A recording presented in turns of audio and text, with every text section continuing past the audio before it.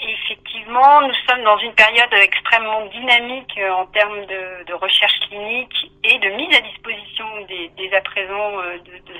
d'évolution notable des traitements dans le domaine de l'hémophilie, que je distinguerai en 3 phases. Première phase qui a été d'abord la mise à disposition de protéines modifiées, dont la modification avait pour but d'augmenter la demi-vie. Augmentation de la demi-vie qui, du coup, avait pour objectif de diminuer le nombre d'injections, d'alléger les schémas thérapeutiques. Alors, ces résultats sont tout à fait importants en ce qui concerne l'allongement de la demi-vie pour le facteur 9, avec des injections peu fréquentes, qui peuvent être parfois une injection tous les 15 jours, par exemple. Et également pour le facteur 8, où là, les résultats sont un peu moins, l'allongement est moins important, mais permet néanmoins d'alléger également ces traitements. Deuxième étape, qui est l'étape qui est relative à finalement un changement un petit peu de paradigme,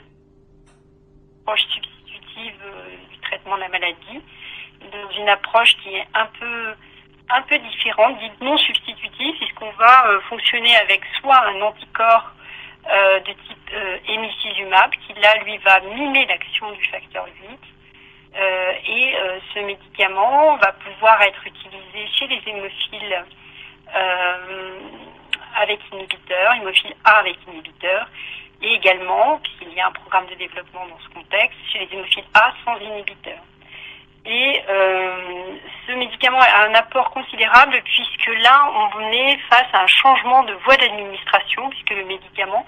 s'administre par voie sous-cutanée. Donc, ce qui ouvre des perspectives très importantes en matière de prise en charge beaucoup plus aisée de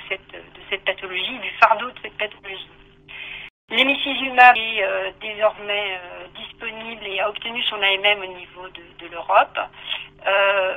chez les hémophiles avec inhibiteurs et dans quelques mois seront peut-être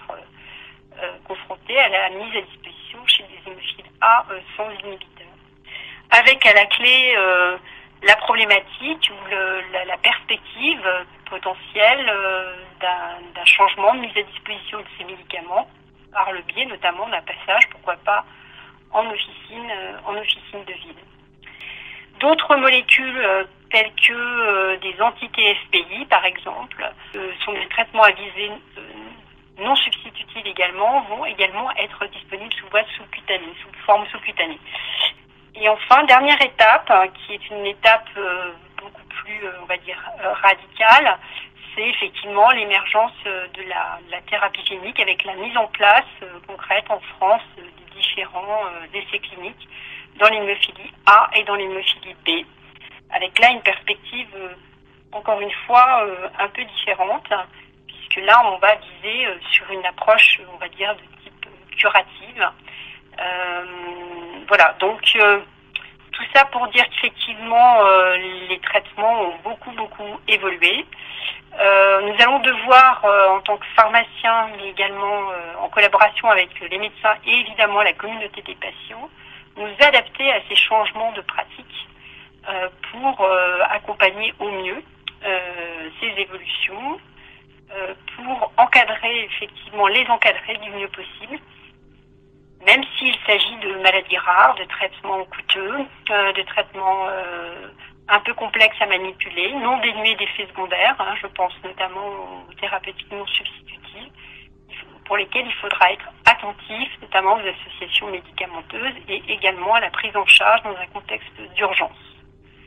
Là, c'est un défi que nous devons tous relever collectivement et que nous allons devoir apprendre à mener tous ensemble et notamment dans le cadre du lien ville-hôpital ou hôpital-ville plutôt, puisque là s'offrent à nous des perspectives d'évolution plutôt de cette nature. Il ne faut pas l'oublier, nous avons affaire à des patients qui désormais ont une espérance de vie tout à fait comparable à la population générale et donc sont confrontés à d'autres pathologies de type cardiovasculaire notamment. Et donc se pose la problématique des associations médicamenteuses, prise en charge avec des prises en charge spécialisées nécessitant la pose de stent et nécessitant la mise en place d'anti-agrégation plaquettaire, par exemple. Donc ça pose une vraie question sur la prise en compte de ces associations médicamenteuses. Deuxième aussi dimension tout à fait particulière, c'est celle relative à la prise en charge de la douleur, parce que ce sont des patients qui ont des pathologies, des altérations fonctionnelles orthopédiques importantes, engendrant des douleurs. Donc là également, si toutefois il y avait effectivement une prise en charge ambulatoire, cela permettrait de mettre à plat en fait vraiment toute cette historique médicamenteux de manière extrêmement exhaustive. Voilà, les choses deviennent complexes et effectivement cela va nécessiter la mise en œuvre peut-être d'un parcours un peu spécifique qui pour l'instant n'existe pas. Il existe vraiment une asymétrie d'information alors en l'occurrence entre la ville et l'hôpital dans ce type de domaine et de pathologie rare. Et donc notre challenge va être d'accompagner en fait les équipes officinales notamment et aussi les patients bien entendu, puisqu'il va falloir